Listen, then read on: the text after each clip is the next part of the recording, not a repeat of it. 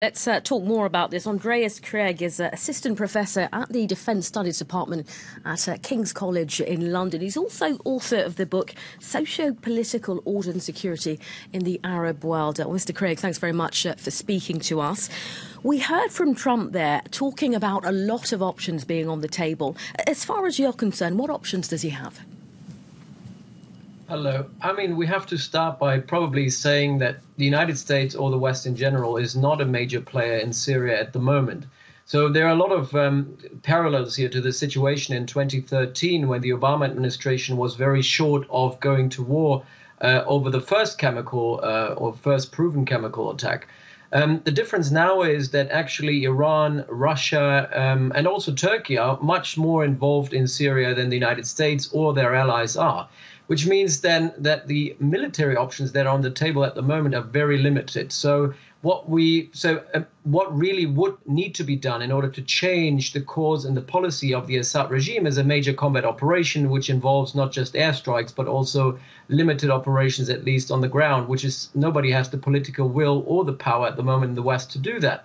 So what is really the only viable option are punitive airstrikes through cruise missiles or air power, as we've seen already multiple times throughout the course of the Syrian civil war. But it's very difficult to say whether this has any, if any, impact on how the Assad regime is going to react.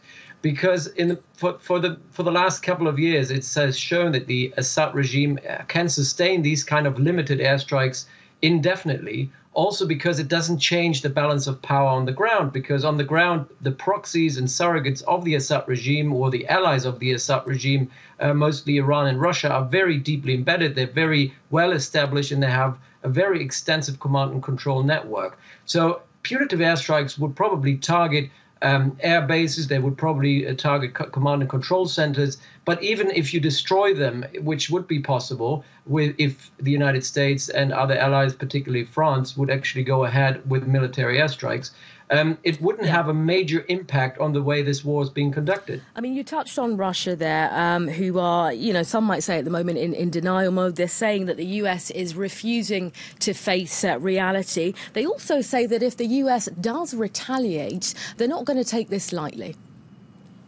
Exactly.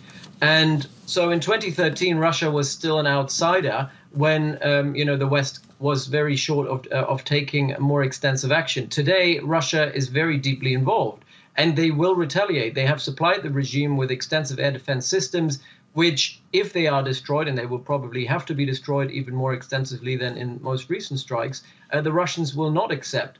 And this is the kind of collusion that nobody wants. And we should also not forget that when Israel struck day before yesterday, there is a relationship between Israel and Russia, and there's some sort of dialogue between Russia and Israel over Syria. There isn't such dialogue at the moment between the United States, the West, and especially European Union countries and Russia. So that bears the risk of a major escalation because Russia would not just accept punitive airstrikes, especially if they're more extensive than what we've seen so far.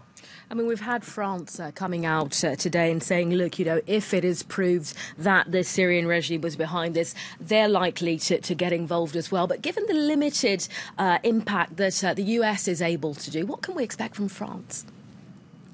I mean, France, to be honest, could probably do this on its own. I mean, France has shown in the last decade that they are still able to stage and conduct such operations extensively on their own without the support of allies. But probably what France is trying to do now is trying to get the Americans and the British behind such a policy. The problem, though, generally with Syria is that there is no political will for major escalations. Unfortunately, as it looks, the humanitarian catastrophe of the Syrian people is not high enough on the list of priorities, and nobody's willing to burn their fingers over it, because this is what essentially has to be done. You have to take a lot of risk in order to punish Assad appropriately and possibly escalating tensions with Iran and Russia. Nobody's willing to do this to save Syrian civilians. We're only willing to do this when it concerns our extensive or actual vital national interests. And unfortunately, as horrible as it sounds, it doesn't do so. I mean, even for France, it's a humanitarian outrage, but